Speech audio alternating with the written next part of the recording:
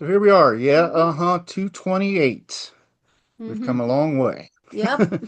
Um, and we are privileged to have a returning guest. One of our favorite guests is Herman De Tollenaere from the Netherlands. He's joined us for a couple of Siouxsie and the Banshees episodes in the past. We've covered Juju and Join Hands and Returning talked. champion, Herman. Yes, returning champion. He is a musician in the band Cheap and Nasty, and we're privileged to have his bandmate Terry Van Ditmers with us today, and Mhm. she was a driving force behind Cheap and Nasty. So, Terry, welcome. Love having you. Hello, Hello. thank you for having Um, me. yeah. So just a little bit of background. In that famous incident, not incident, but occasion when you met Siouxsie and the Banshees backstage, Terry actually took some of those photographs that we used the last time, right, Herman? She was with you? Yes, but Terry took photographs in the dressing room of Paradiso, and one of these photos is on the cover of Pin Fanzine number 4. I started Pin Fanzine in 1978, and it was originally only in Dutch, but later I also made an English language edition, and Terry sometimes wrote for it and sometimes made photographs for it, including the when Siouxsie and the Banshees played in Paradiso in Amsterdam in 1981, and shortly before we had interviewed Siouxsie and the Banshees at their hotel in Amsterdam. Yes, and then that's the interview is in Pin English language number 4. And Yeah, that Terry's photograph of the dressing room in Paradiso is on the front page. yeah. So Terry, do you have? We kind of heard Herman's war stories, so I wondered if you had any anecdotes that you had from that encounter. Any? You mean about Susie and the Banshees? Yeah. Philip's kind of a super fan. Aha. Hmm. I had Well, we heard were some of just. the music, but I didn't even know their name until after I got married. Mhm. Then I found out.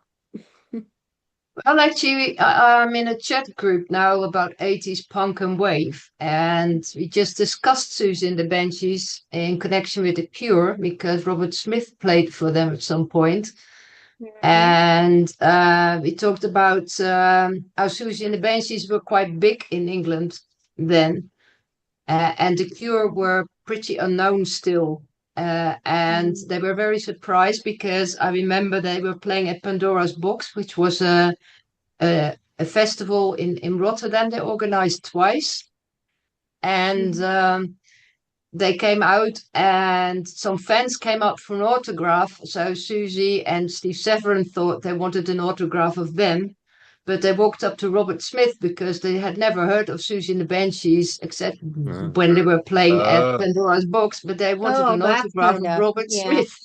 So yeah, that was a that because they were I big bet that here didn't go over well before with they got Susie. big elsewhere.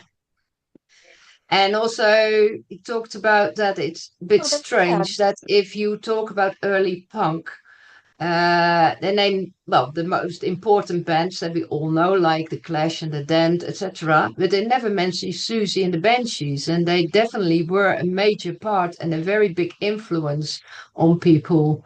You only have to look at 80s pictures to see what the influence of Susie and the Banshees was on people. right. Yeah. Well, yeah. So Yeah, that's kind of sad to be part of the movement and so integral and yet at the same time a little bit forgotten. It's kind of like the Korean War of Well, punk music. but sort we're of. we're kind of I here to think talk over about it, here, Lollapalooza was sort of a rebirth for Susie in the States. Because right? Jane's Addiction were highly Well, there's a influenced by Mm. them, and they were invited on that first Lollapalooza tour. So that was It's a funny you big mention deal that over because here. if you read the Budgie's memoir, uh, Susie and what's his name? their guitarist. This I- John McGough, John No, McGough. no, Kenny. Dave Navarro. Oh, Jane's Addiction's guitarist. Oh, Jane's sorry. I Addiction- thought okay, you meant Jane's Siouxsie and the Addiction. Banshees.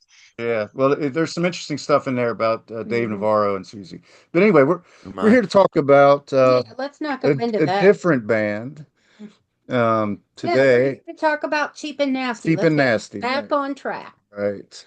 Um, And so it's, there's a compilation album that was released in 2024, late 2024, I believe, called Nederpunk the Early Years, 1977 to 82. And the two people that we have here today had a song from their band Cheap and Nasty on this compilation called No More Violence on TV. So you sort of had a renaissance here recently and a reason to kind of reflect on your careers back then. So mhm. how did that all come about? How did Terry, how did the compilation happen? And I believe it led to a festival even. And yeah. Well, Have you- the Live. Oh, sorry. Go ahead.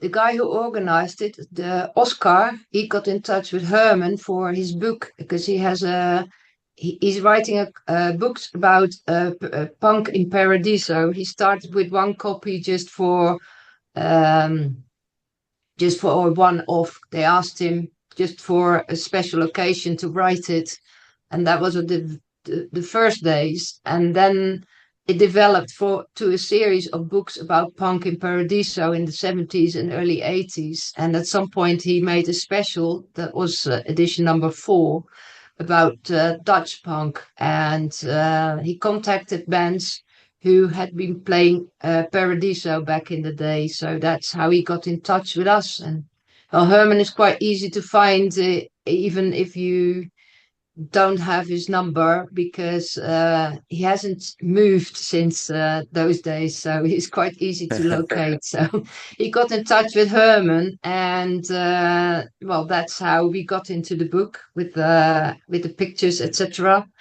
And next he decided to organize a festival because he was re-releasing his first edition, and he thought it would be good to organize a festival for the bands, early punk bands who played at Paradiso. But he wanted to only bring out material that hadn't been released before. But it was very difficult to get hold of the master tapes. So in the end, he decided also to use never before released tapes. So that's how we got on it. Well, of course, our record. We do still have the master tape, but something went wrong somewhere, and he used his own copy of the record to record it from and put it on the record. That's why it sounds a little bit wonky. Got it. Interesting. Now, that said, I did ask beforehand if it would be okay to play the track. And I'll ask again in case you have. There's at least two people here from the actual band. Yeah. Is it okay to play We're that all right about here? consent here at yeah. That's I'm right. fine right. with it. Okay.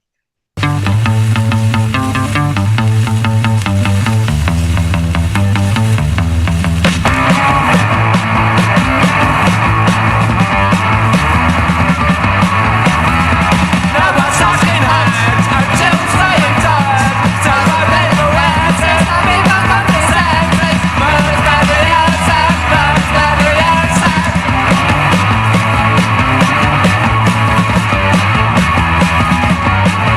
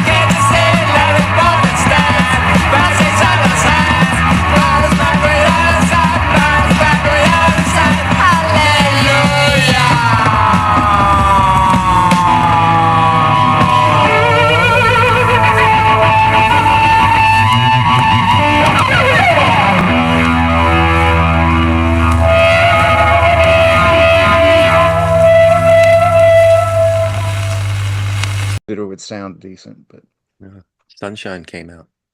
Yeah. You can maybe see my face now. yes, We can. actually, we actually can. Time to wake up. Pretty So good. was this song on your LP Covergirl? EP. Yes, it was. Yeah, EP. Okay, okay.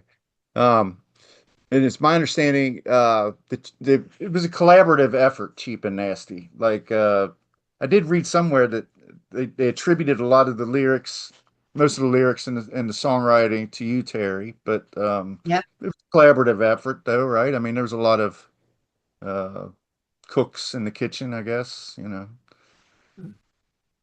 Well, Herman and I both wrote songs for Cheap and Nasty, but the Mhm. ones on the EP are all written by me. Okay. I And wrote that, the music and the lyrics. Yeah. But in the well, one of the first songs we did, I wrote the music for, but because it was a bit of a strange melody, it went through 3/4 to 4/4 to 3/4 to 4/4, but somehow it's very, very catchy, apparently. I found it very hard because I'm the bass player to sing along with it. So then I asked Herman to write the lyrics. So he wrote the lyrics for that song, which is called The Lodomite. And despite the rhythm change all the time, it's like I said, it's very catchy apparently because everyone who played with us, like Crash, and but also Sounds who were on tour with us, they couldn't get it out of their heads. Which is how it came about that Crash asked us if they could put it on a record called, which later was called Bullshit Detector. But in the very end, they decided not to put us on because they decided they wanted to concentrate on the English market. And well, we're not English. And they knew you weren't bullshit. No.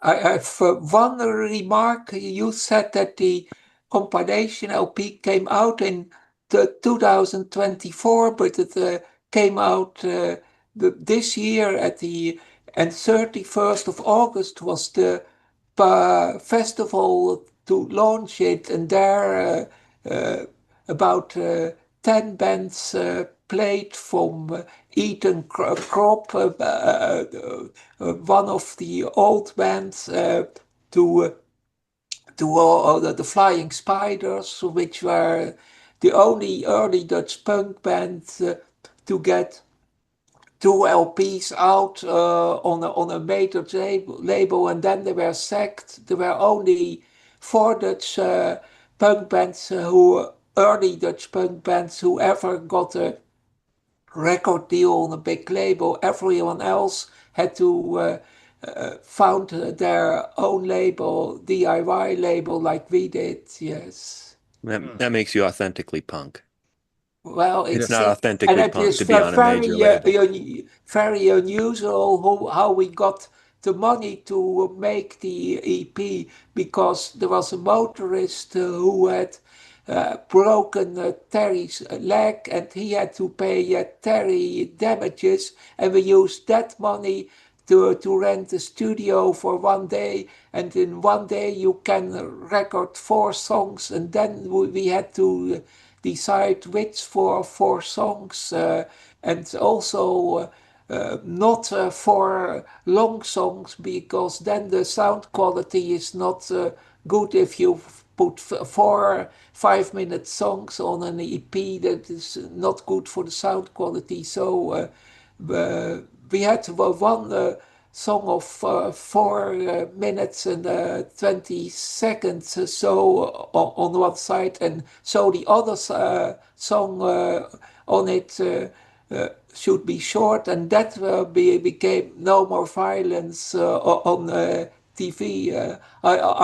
Terry asked me, shouldn't I drop one of my songs to have one of your songs on it? But I thought, well, these are really the 4 best songs, and my songs were usually longer than 2 minutes. So if that one of my songs would be on the same side as I'm a Photo Model, which is our longest song, that would cause sound quality problems. Interesting. So that Yeah, is how never would have occurred to me that that would be a factor, that the length of the recordings would affect the sound quality, but I guess that's what Yeah. you're dealing with the.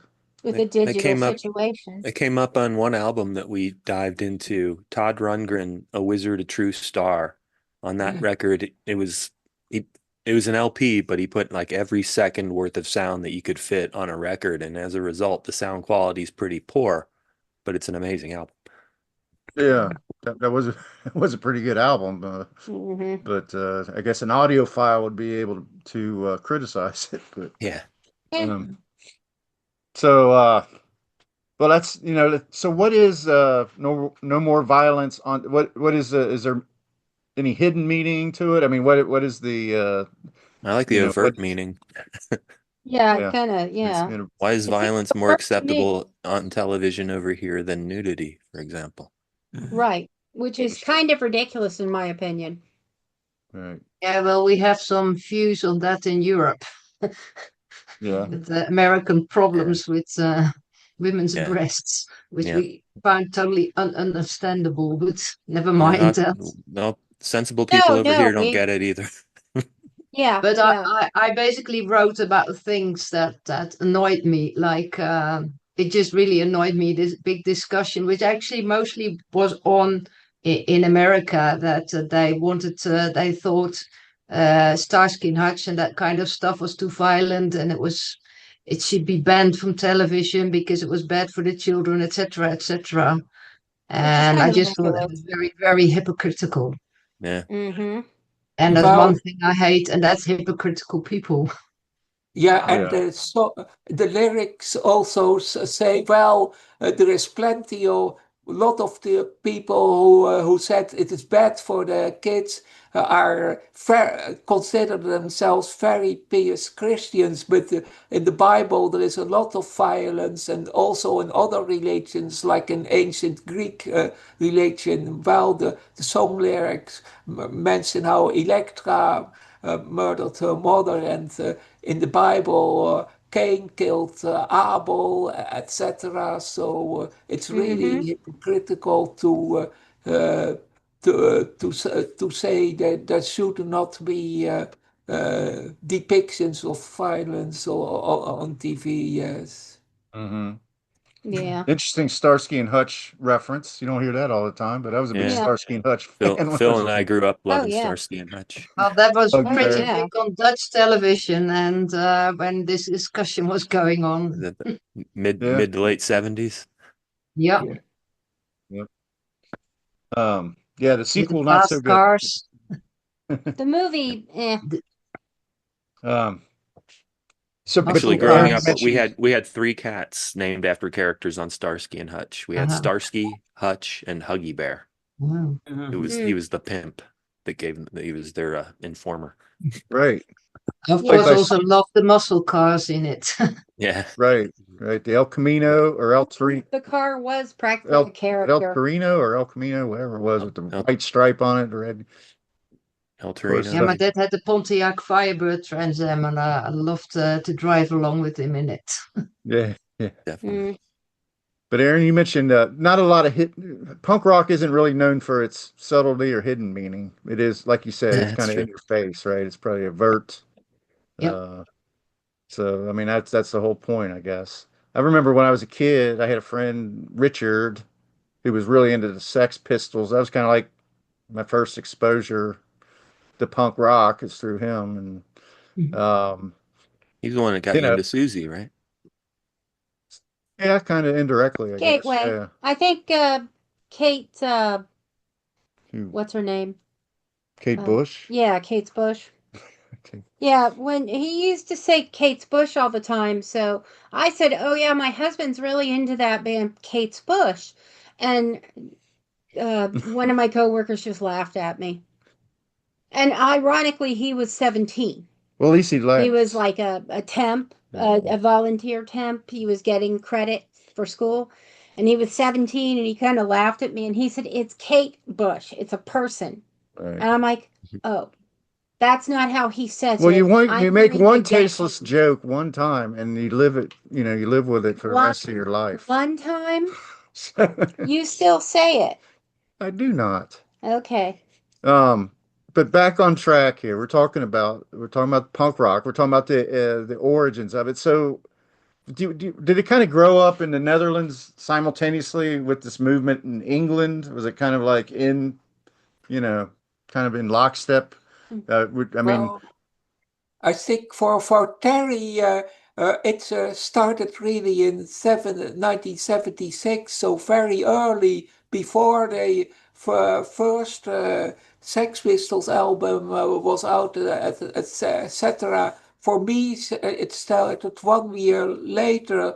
Then was the second Mont de Marsan punk festival in France, and there the, a Dutch music paper sent a reporter to the festival. Well, he didn't like the festival and he slacked off, especially a French, a band of 3 French women and one Dutch woman, the Loose, and Saskia de Jong, the drummer of the band, was from Leiden, my city. Unfortunately, she passed away earlier this year. Terry and me, uh,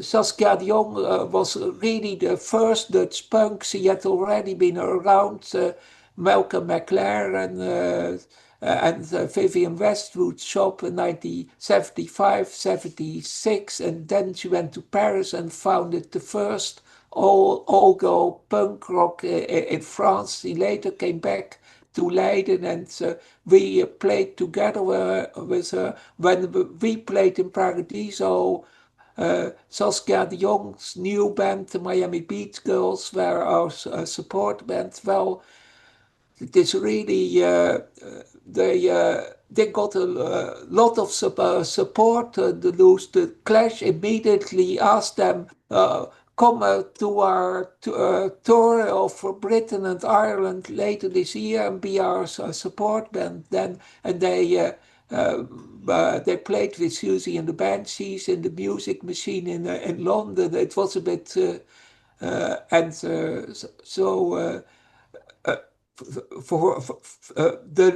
Well, I was talking about for Terry begin in for Saskia de Jong, it began in 75, for Terry in 76, and for me in 77. I read that slack off in the Dutch music paper of the Loose. They said these are slum girls who don't belong on a stage, and I was very angry, and I thought I should get to know more about punk, and that was really why Pin Fanzine started, and my first band started, the Vipers, and when I met Terry, we founded Cheap and Nasty. you got that an encyclopedic almost recollection of these things. I always like to listen if you carry out the whole narrative there. That's but Yeah. the person you said that passed away, was that the cat? That wasn't the cat lady, was it? Didn't the cat lady just pass? The She was drummer. part of the Bromley contingent. No, he means Saskia de Jong, the drummer of the Loose. Les Loose. Okay, the drummer. They were well, the Melody Maker dismissed. There was a Melody Maker reporter there who also disliked punk, and he said, "Well, the Loose are boilers," which is really a sexist word. But on the other hand, sounds there were many punk bands who liked the Loose.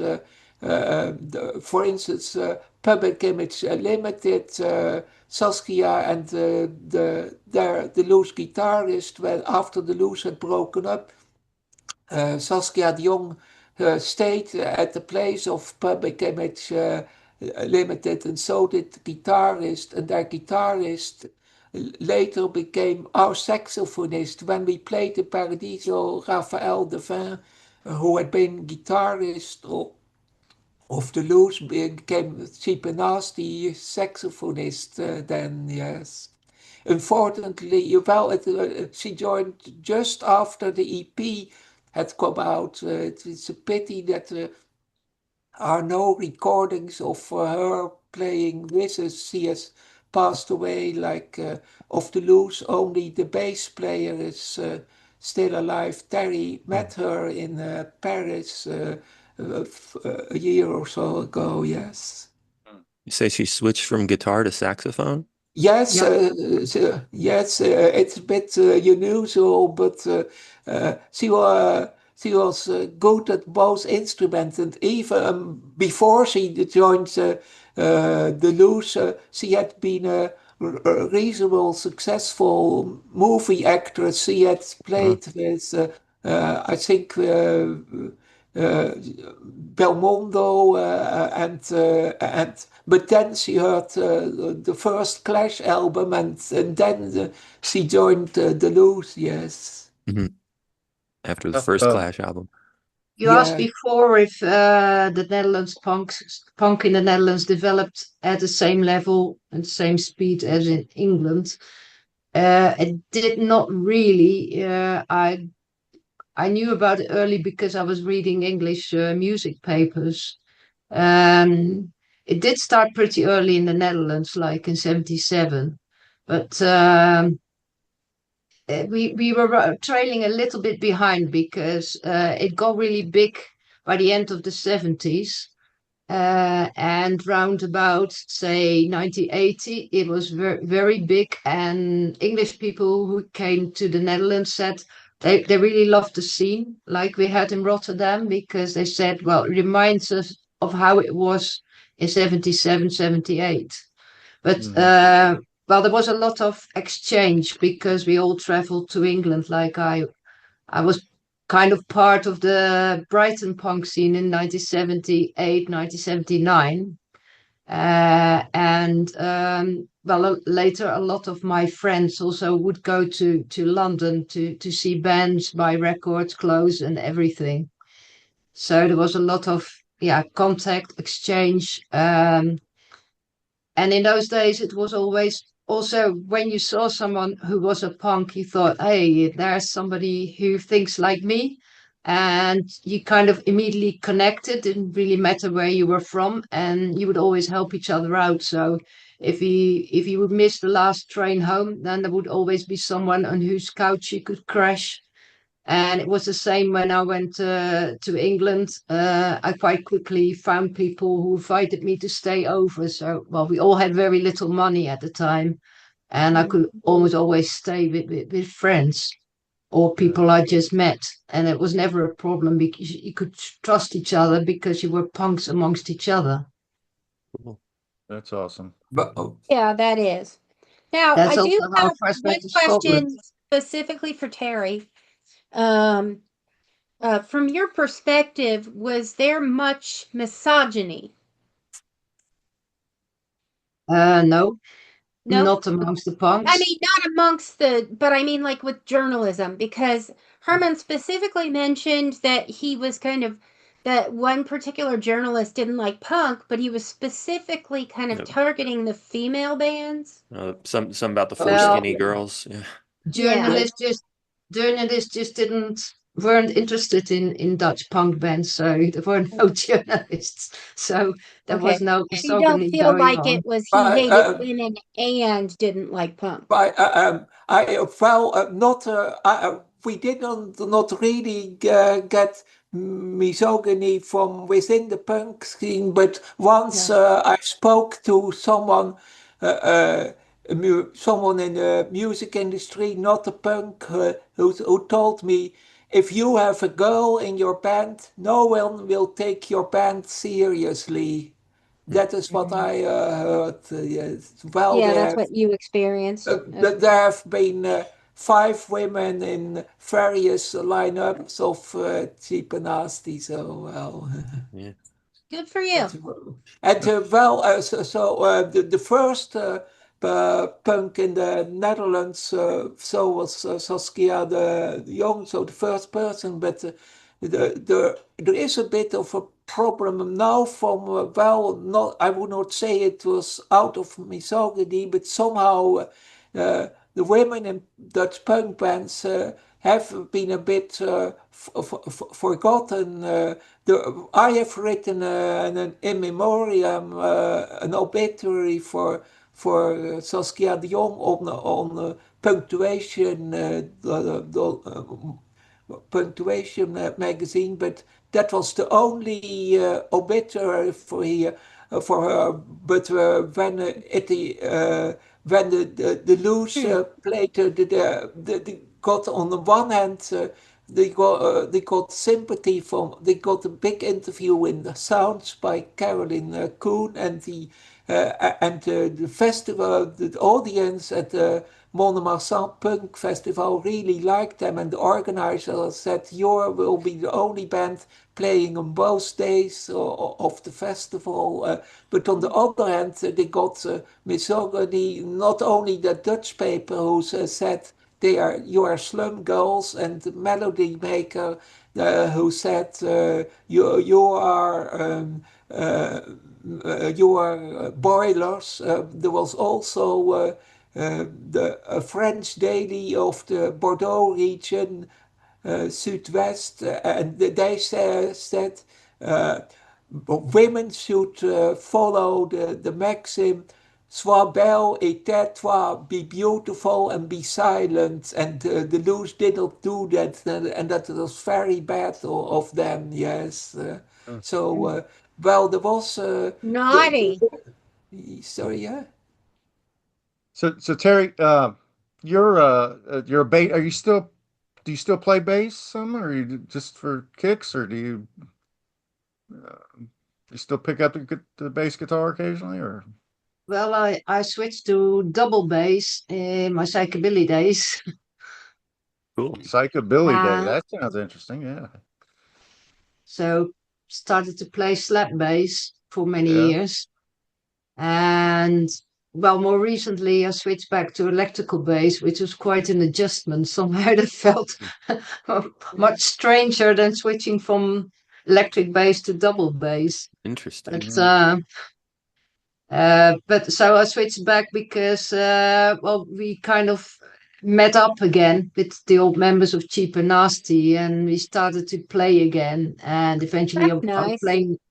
Yeah, we were playing with 3 people, and we were well. We got invited for gigs, to my surprise, and we were asked to play in a festival in Brazil. So we Nice. were preparing for that, but then unfortunately I fell ill, and then everything, yeah, that was the end of it. And yeah, I I'm would sorry to like hear to that. start it up again, but yeah, I don't know. I'm not. I'm back where I was, but I find it difficult to pick it up now. So Yeah. we'll Understood. see. We see what's gonna happen.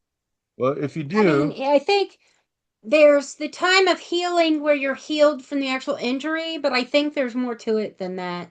I know when I had a major injury and had to go into rehab, I was in rehab for 6 weeks, but I feel like I didn't really heal for 6 months to a year.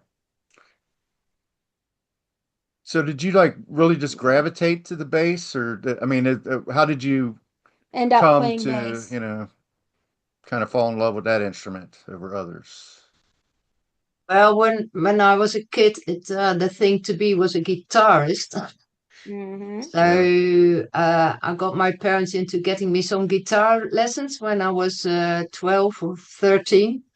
But that were classical guitar lessons, and that was kind of boring because you were just playing separate notes and you couldn't really play a song. So I did that for a while, and well, I had a bit of a motivation problem to rehearse all these boring things. So after, I don't know, I think I did it for a year or something, or maybe 1.5 years. No, probably 1.5 years. And well, that was it. But I couldn't play chords. I could just pick notes. So I could play difficult things with picking, but no chords because I'd never learned to play chords. And at some point, a friend of my brother, he got a bass guitar, and he said at the time that he got it just to fix it because he was always busy, um, you know, putting amps together and stuff. He also went to study electronics, of course. And I believed him. Later, he told me that was not true, that he wanted to be bass player, but he wasn't very good at it. But that was his excuse towards me. And then I just asked, interesting, a bass. Can I try it? And he said, yeah, okay, go ahead. So whenever because I was friends with his sister, and whenever I was over there to meet up with my friend, I would also go over to his room to play some bass. And I really enjoyed it. But I thought, well, bass is pretty boring because it just goes boom, boom, boom somewhere in the background. And that was until I heard Jean-Jacques Bonnel with the Stranglers, and I thought, yes, that's what I want to do. That sounds really fucking great. Oh, sorry, I'm not allowed to say that. That sounds Sure you really. are. Fine. Say whatever the fuck you want. That was a little We're adults. We're very adult, damn it. So what, Brunel, you said? What's his name? Yeah, Jean-Jacques Bonnel, the bass player of the Stranglers. Okay. I think the Stranglers. I heard a reference to them in an interview that Herman sent me. Blitzkrieg Bop that you did recently. That somebody mentioned the Stranglers, but I'm not that familiar with. But who are some of the other uh, bassists that you've drawn inspiration from? Like I like, I don't, John Entwistle, uh, John Paul Jones, Tal Walkenfeld. Uh, is a very, she worked with Jeff Beck and stuff. Who are some other bassists that you kind of admire? Emulate or admire or just Yeah. respect. Well, there are bass players that I really like, and I like their sound. But, for me, it was really Jean-Jacques Bonnel, No. and that's what I wanted to do. So that's what got me going. And then you find your own thing. It was funny because we had we did a podcast for Irish radio, and that was with Gay Edward. And it turned out that she had exactly the same inspiration background as I had. And she said, well, I did the same when I saw the Stranglers. We would stand in front of Jean-Jacques Bonnel just to listen to him playing. And well, he was a big thing back then. So, Okay. Cool. which is also why he posed nude for the Melody Maker for Centerfold, because they were always joking about centerfolds, and they were telling him yeah, well, you should be in the centerfold. And at some point he said, okay, I'll do it. So, so it happens. Cool. All right. See, So I listen to the remember- first two albums and you can hear. And he also did a solo album with his bass and his Triumph motorbike as instruments. Interesting. Cool. Aaron, there's an audio edible in there, Stranglers. But We'll check them out. find out which album would you recommend, Terry? First Stranglers. one, First album. It's like Herman had something he wanted to say a minute ago. like Hanging Around, for instance. yes, the Terry at one time got a bass pick, a present from Tina Weymouth of the Talking Heads. Oh, wow. Nice. That's another one. And you can tell what happened to that bass pick later. Well, Well, like now I we have said, to know. I was the finger picking kind, so I played with my fingers. And I'd asked around for somebody who was a bass player and if he knew a bass for sale. And well, that's how I got my semi-acoustic bass, which had a really good sound, actually. But well, I was practicing a lot this time, and I had to wait backstage for my parents to pick me up at the Talking Heads show because because of that accident where the driver went through a red light. I had a plate in my leg and it had to be taken out, so I was on crutches. So I had to wait there backstage. Well, behind the screens for them to pick me up, and then I got to talk to Tina Weymouth, And she looked at my fingers and said, "Oh, that's really bad because I have blisters on them." And then she gave me her pick and she said, "Well, you should use this." And that's how I started to play with a pick. So now you use Yeah. a pick, or do you Huh? still do fingers? Do you use a I pick do now, or do both. you do fingers? I do both. But the thing is, I was very fast at the time, so that's also a challenge to get back in. Mhm. Yeah, you've got to kind of almost relearn your skill, I would I can think. still play, but you know, to be that fast and accurate, I just will have to rehearse a lot to get the Yeah. speed back. Yeah. So, Well, well, I could Good. try slow music, but that's not my thing. So, I like that song, Genius of Love, the Tom Club. That's Mhm. Gina Weymouth, that's right. She sings in that one, but I don't know if she plays bass. Well, if you watch Stop Making Sense, she does Does during she? that. Yeah. I But remember the girls all singing during that part, but well, she was the bass player. Yeah, she was yeah, the bass player of Talking Heads, and I did absolutely like her she was. style of bass playing too. Yeah. Yeah, I love Talking Heads. yeah, great band. Hmm. They just re-released Stop Making Sense, I think. They About a remastered year it. ago, yeah. Yeah. We loved Psycho Killer at the time. Yeah. Oh yeah, yeah. That's a great It one. was good to I heard, jump around or pogo on as well. Mm, Just yeah, like hanging around, perfect pogo songs. yeah. yeah. You remember Mary, Aaron, our neighbor upstairs? Marry your neighbor upstairs. Our tenant. Yeah, our tenant here in Cincinnati. I think you might have met her. Related to Ken?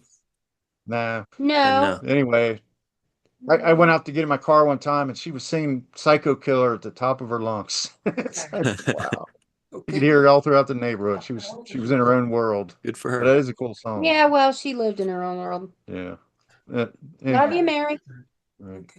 So did you guys ever so eventually punk rock got to America and it was heavily influential in New York and Philadelphia and so DC. we interviewed a girl from a band called the B Girls who had shared a stage with the Clash at CBGB's, I think, the club In New York. I think it's in Philadelphia, isn't it? CBG? No, Oh, it's New York? Lower East Side.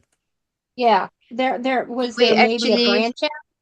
I don't know. we actually sold 90 copies of our record to a record store in New York. Oh, wow. Awesome. So did you ever get a chance to come to America, Herman?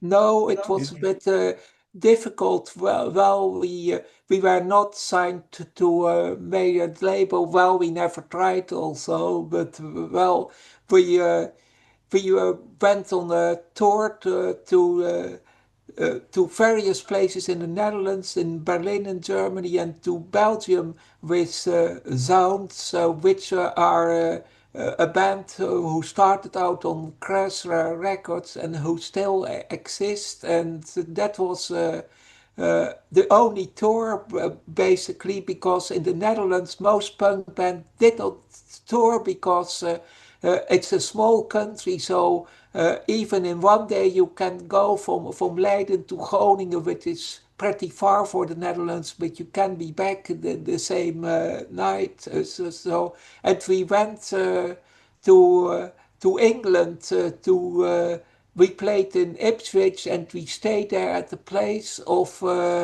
of a guy who had the fanzine, local punk fanzine in Ipswich, and we contacted him, and then we slept on the floor of his parents' house, and then the next day we went to London for an interview with Sounds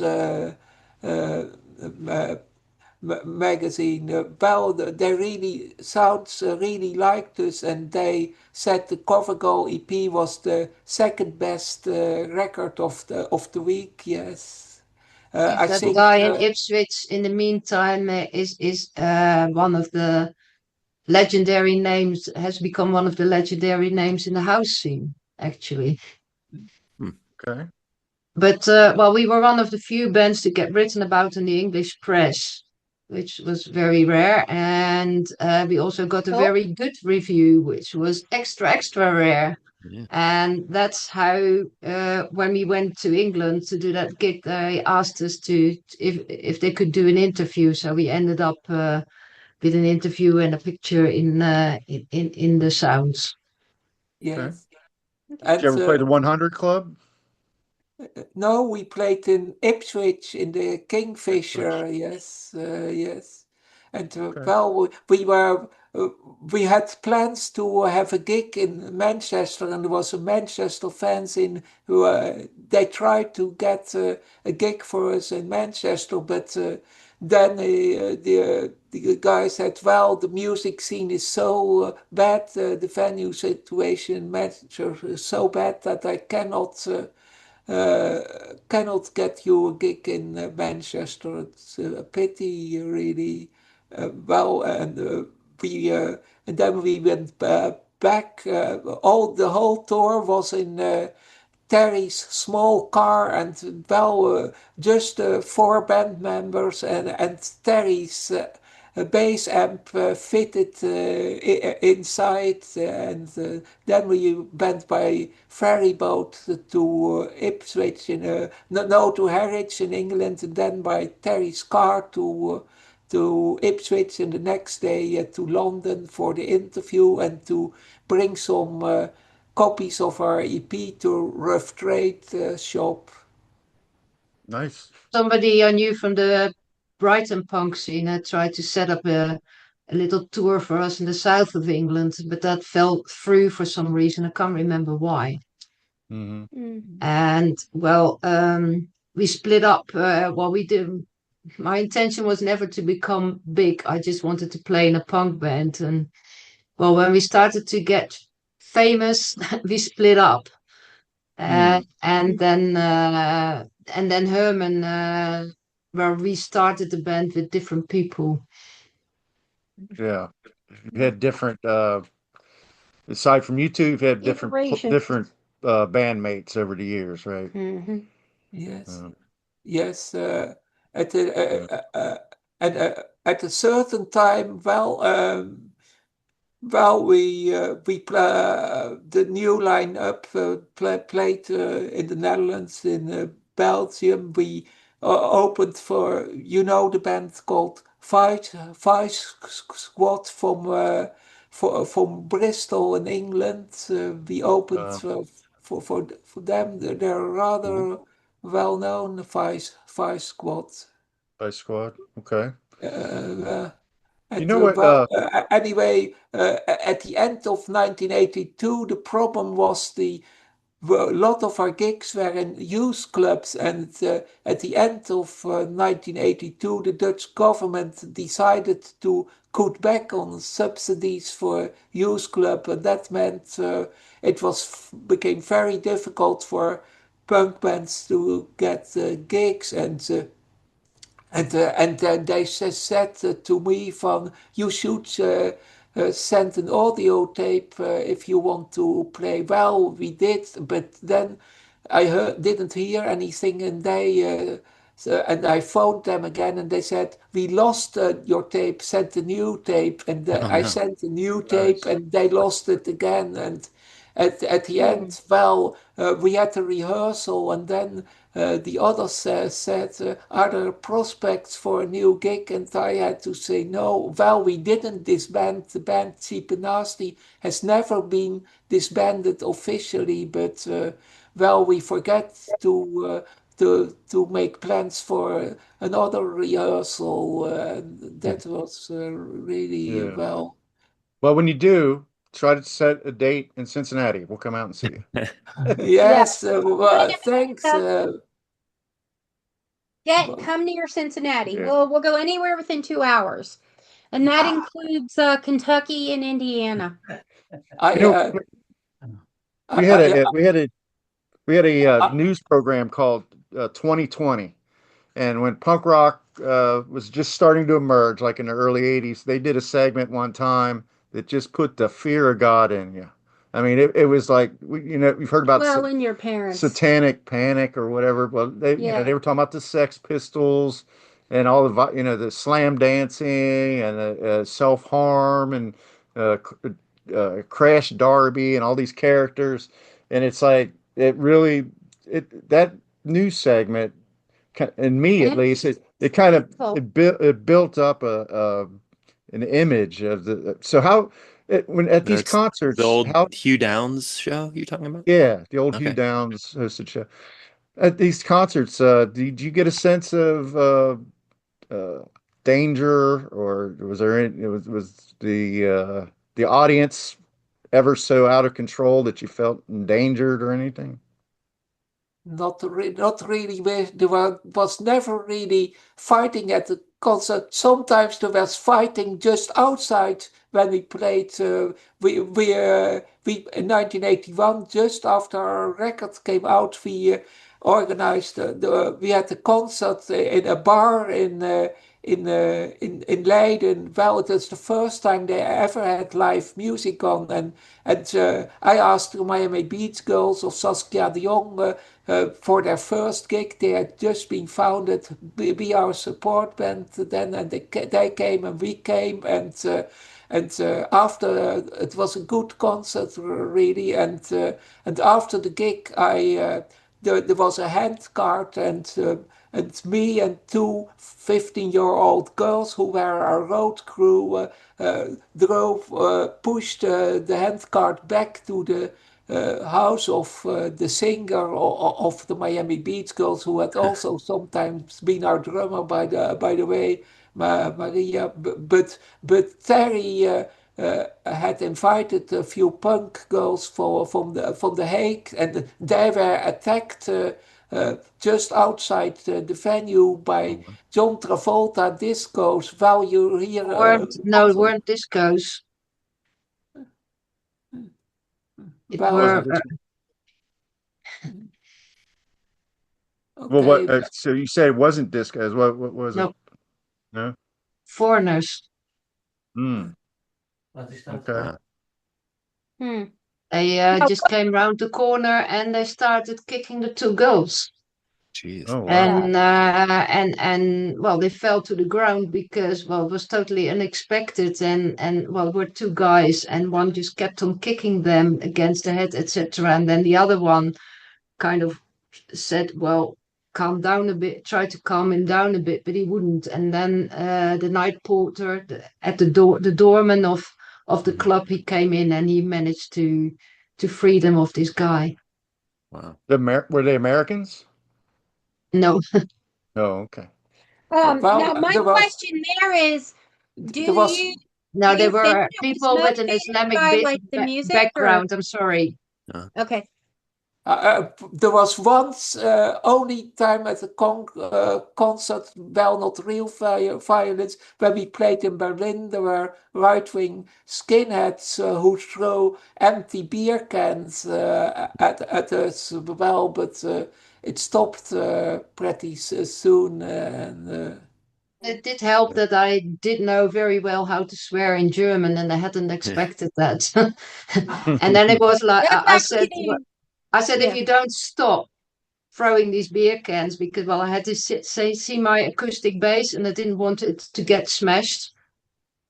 I said, if you don't stop throwing the beer cans, and I called them some names in German, I'm just gonna stop playing. But then the rest of the audience wanted us to continue, so they were obviously told off by the rest, and they had no choice but to stop, and we just went on. At least it wasn't bottles. At least it wasn't Right. At least they glass. weren't fools. Yeah, but you're not happy if somebody No, throws a no, half full not at Yeah. beer all. can at the see my acoustic bass from 1968. Yeah. No. No, Maria, no. I don't. Maria, who was playing drums, then said, "Well, if that happens, I just play louder on the drums." Yes. That'll Yeah. show them. Yeah. Yeah, but And they hadn't expected me to be able to swear in German, so they were a bit taken They're back. taking it back. right Cool. now on my deck, there is about a 4 foot by 2 foot strip of sunshine left. So I'm back in the shade. Yeah, I can see that. You're going back into the darkness. Well, Aaron, what do you But there think? I'm going to was, let you make as the to the call. violence, there was a lot of violence, Oh, especially in Leiden with discos. So going to punk gigs was always dangerous. And I mhm. still find it very strange to walk the streets of Leiden without somebody trying to drive me off the pavement or waving some kind of chain at me or a baseball bat or whatever. Well, So it's Well, pretty you do still later. look. Hmm? Well, you look absolutely amazing, but you don't exactly have that punk look still. she's I wearing mean, a you shirt might that have it says more in "Kill your the cops." clothing. What are you talking about? I'll call the cops. I thought it said Oh, "Kill the cops." Mhm. That's an Italian punk band, yes. And there's a It's little still punk. skeleton Yeah, hand. right, right. That's cool. yeah. I'm So, just listening to the stories. I don't really know that I have Right. any questions specifically. I'll let you. well, what I was going to ask you is, should we do an Elite Eight, or do you think that that's Uh, what do you? Up to you. I I don't don't know. know. Would you prepare? Uh, female punk rock stars. Okay.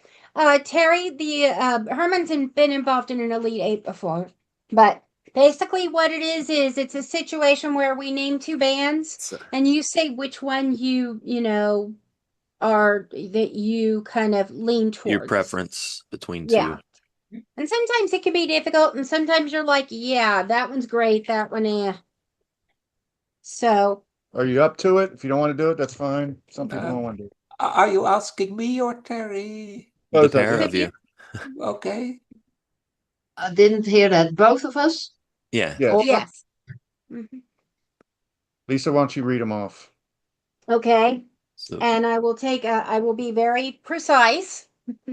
Siouxsie Sue versus polystyrene. Mhm.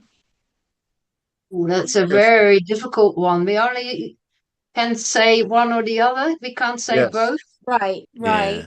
That's why some Yeah. people don't like it.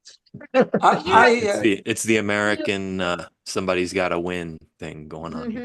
mhm. well, I Yeah. also I have met both Siouxsie and polystyrene, and I really love both of them, and it's very very hard for me to have to make a choice. Yeah. Yes. Well, you can abstain. You don't Mhm. Well, have to select Yeah. the them. first single of I would say Siouxsie Sue, but the first single, "Oh Bondage Up Yours" is iconic. So you can't go any more punk than that.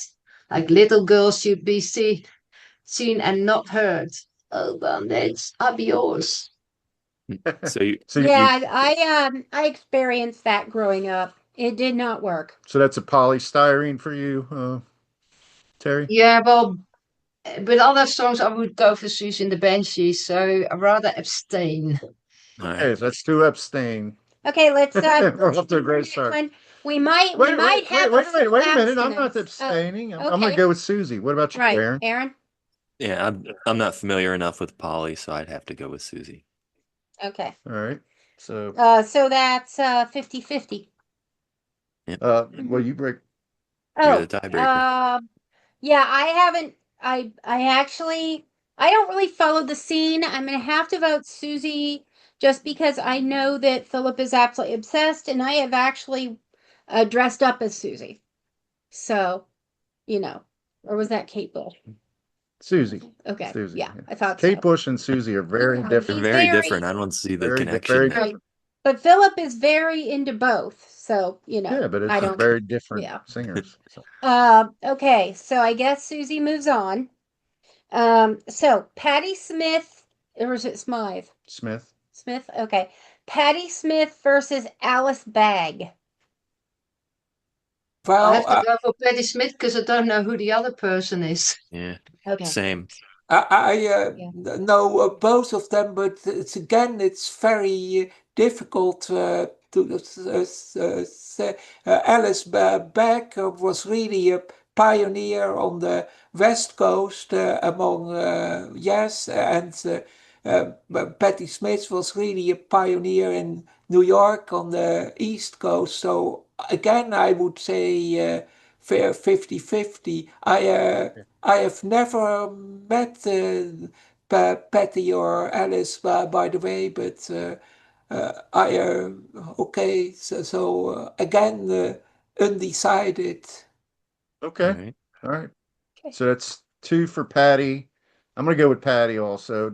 I only know Alice Bag a little bit because admin Thea loves Uh, her. I've got And, Oh, we I've should got have the I, album her I've on got the here. album and Easter from Patti Smith. Maria, who played drums for some time, had a big, when we rehearsed at her place, there was a big Patti Smith poster on the wall, by the way, yes. Yeah. Okay. I'm going to. I'm gonna abstain as well because I haven't actually heard either of them. Okay. So I feel like a complete lack of knowledge leaves So, me out of so the. this one's a Patti Smith, 3-0. Yeah.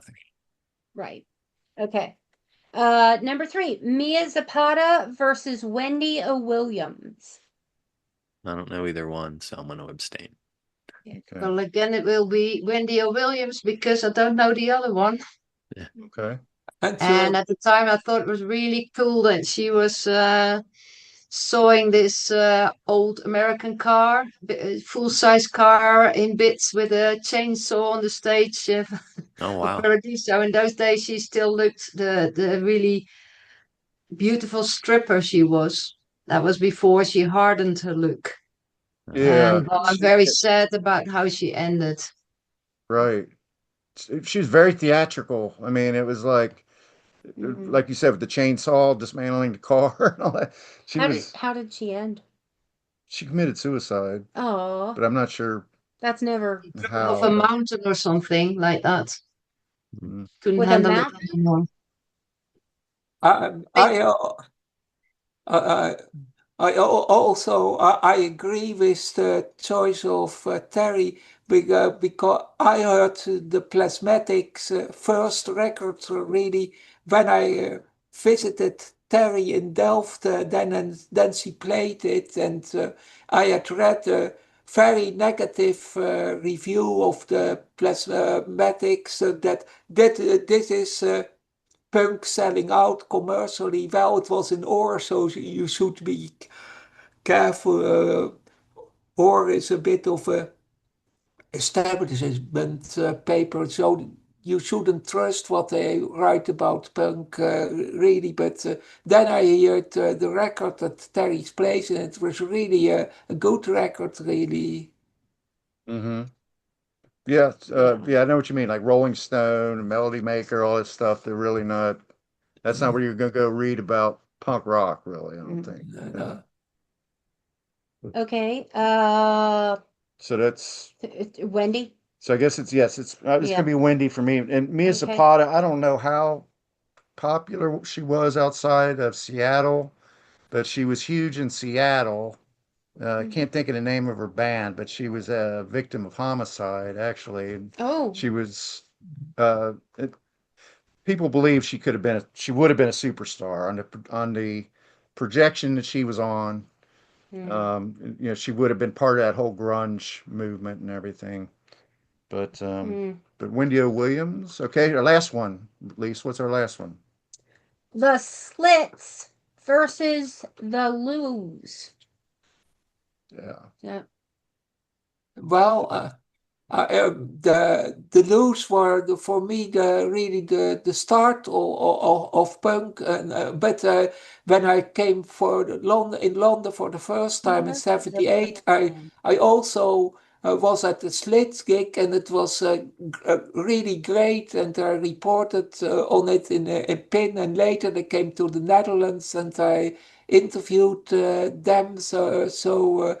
And not so long ago, I was at the Rebellion Festival in Blackpool, and there I met Palm Olive, who had been the original drummer of the Slits. So really, it again, it's a difficult choice, but well, if someone puts a gun on my breast and say you have to choose one or the other, well, I would say the Loose, because they were really the first punk band which got me really interested into punk. Yes.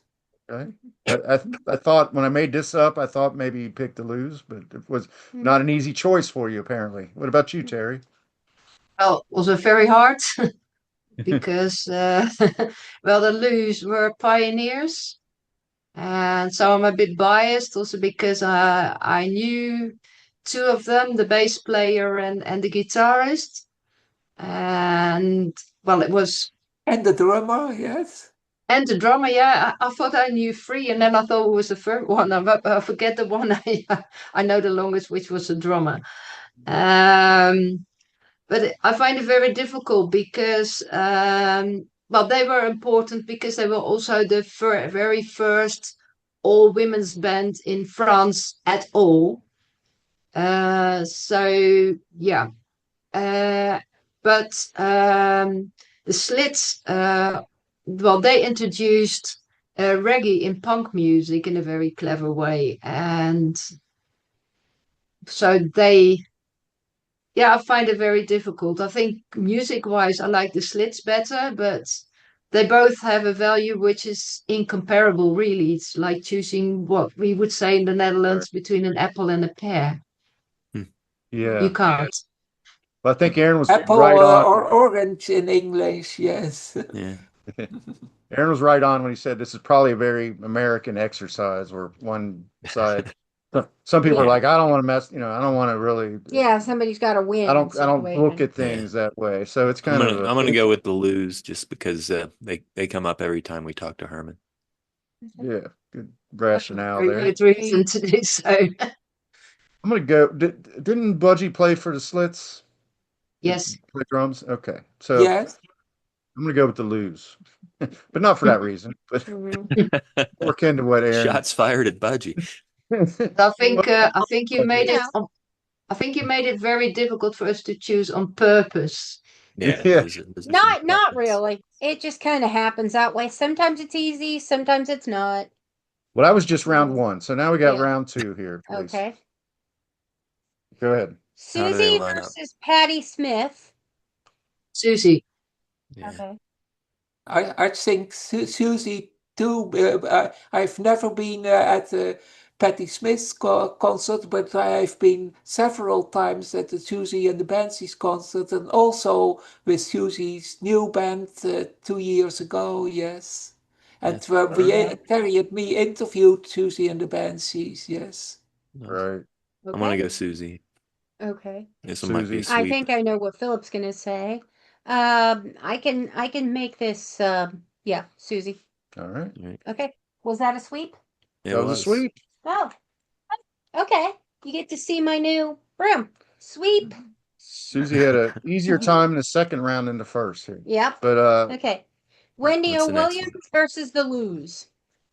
I would say the Lose. I've never seen Wendy Williams live. I heard her records, it's good, and I've read about her life, but I have not met her personally.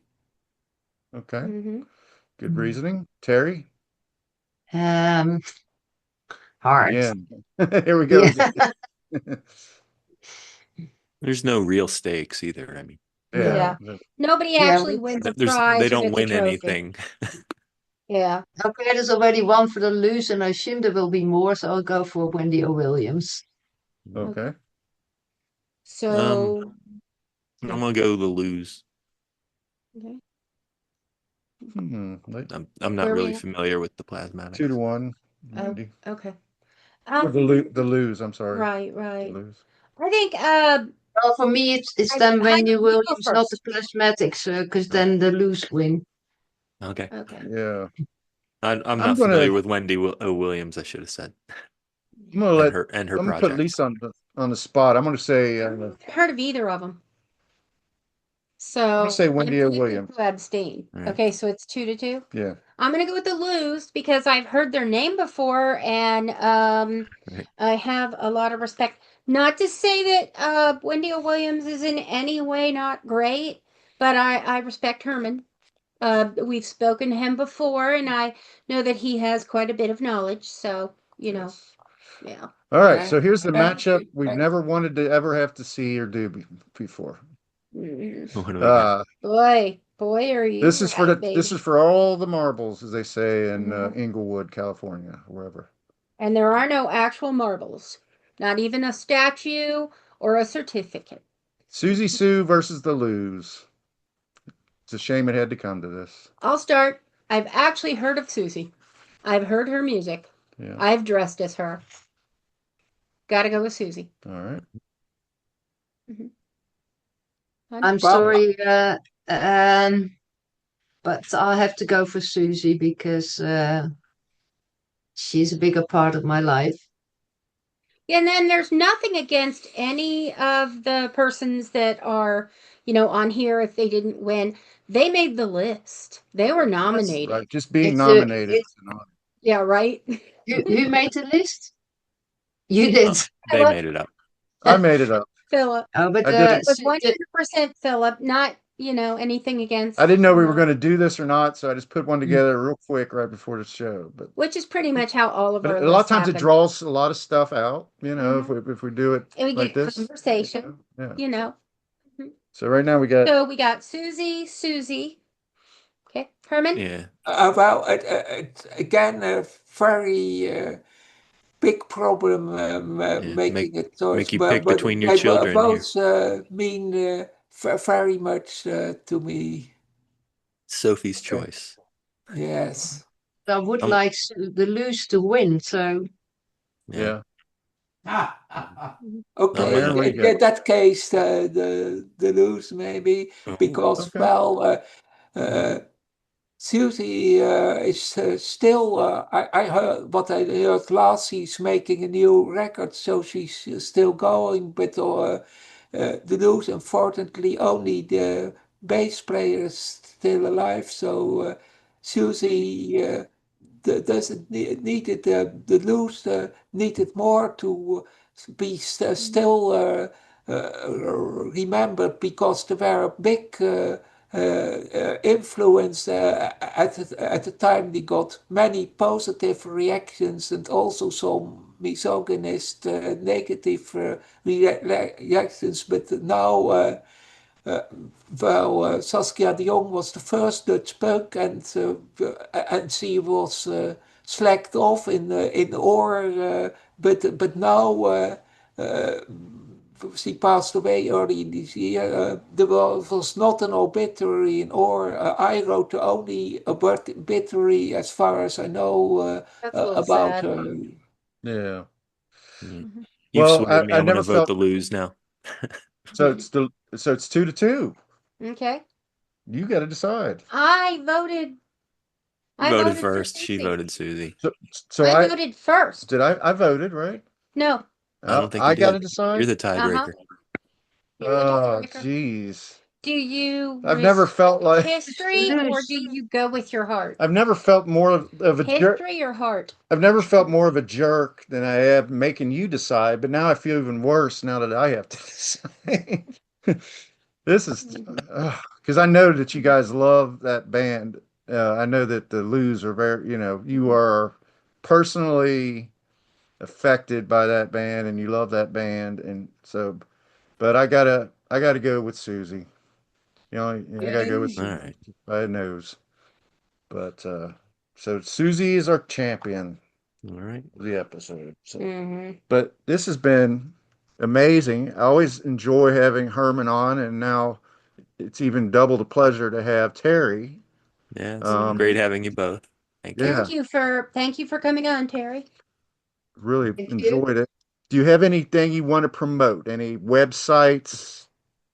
Anything that you want to Social mention? media handles or Well, charities or events or whatever. Punktuation, I think it's punctuationmag.com, if I am correct. Yes, but I am the Dutch correspondent, and sometimes I write also about concerts in Belgium. Well, we went, for instance, I went in Terry's car to Leuven in Belgium when there was a concert by Steve Ignorant, formerly of Crash, playing Crash songs, and our first concert was as Cheap and Nasty with Crash in March 1980. The UK subs also played there, and the buyer of the first copy of our EP was Elvin Gibbs, the bass player of the UK subs. He was then in 1981. He was the 1980, 81. He was the bass player of the UK subs, and he is their bass player again. And we were opened for the UK subs, and Elvin Gibbs said that when your EP will be out, I should buy the first copy, and he did. Okay. Cool. All right. Cool. Terry, do you got anything? Well, if you haven't heard about them yet, it's high time. Check out Disturbance, our own Rotterdam punk band of nowadays. We just All right. celebrated their 30 years existence. Wow. All right. Disturbance. Could you? Oh, disturbance. Yeah. Okay. Because I thought she Well, said disturbance, and I was like, could you spell that? Disturbance. Disturbance. Yeah. Yeah. I did want to say I wanted to kind of give Terry an idea of what audibles are. Oh, Aaron's audibles. And what that is it needs to be an album that Philip hasn't heard it's in its entirety so that it introduces him to more music because that is Aaron's goal. And I get dragged in there too. So, I mean, that's fine. I don't retain as much, but that's okay. So, if you wanted to do an episode, what we do is we go through song by song. And then we do rank the songs as far as our favorites go. So we give them like points, like 1 through 10, or So we get that or- American winner at the end again. right, yeah. But I mean, that's just kind of a thing that gives it a little flavor for that American, ideology, if you will, of win. But everything's got to so it just gives us more knowledge of the stuff that's out there. Right. So if there's an Yes. album that you can think of and you would like to be on the show, that of course includes you, Herman. And I'm pretty sure there's a lot of them, unless it's We've done a few Siouxsie. Siouxsie albums with Yes, Herman. that Yeah. Right. there- Susie Right. does at, the mo- Right. at the moment, there are hundreds of punk bands in the Netherlands, and many of them bring out EPs on their own label, sometimes even LPs on their new label. Many of them are really good bands, really. And also, I also sometimes review records from the UK for Punktuation and from Germany. So I would like to come back for another time, and I want to say thank you for the interviews, and thank you, Aaron, for Yeah, we clearing enjoyed up the talking to you. technical problems. Mhm. Yeah, That's right. Phil. Yeah.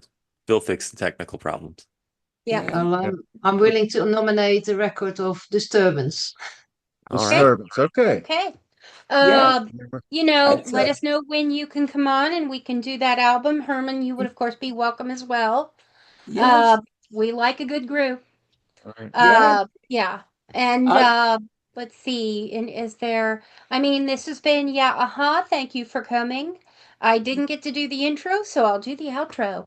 Thank you for joining us on with Lisa, Phil, and Aaron. This week we were talking with Herman and Terry. I don't have your last names. the And Tollenaere, that's okay, but we were Van talking about Ditmars. their band Cheap and Nasty. Oh. And we wouldn't mind doing I know that I haven't heard all of Cheap and Nasty's music or even much of. I think I heard you playing a song. Well, we've heard But I mean, I haven't had that experience. we've heard the whole Covergirl album. Okay. All right. I don't remember that, but okay. You guys have a wonderful Okay. day. Really, Right. really enjoyed it. Yep. Yeah, thanks, Thank you. We everybody. look forward to speaking to you more. yes. Thanks. Fine. Bye. Bye. See you again. See you.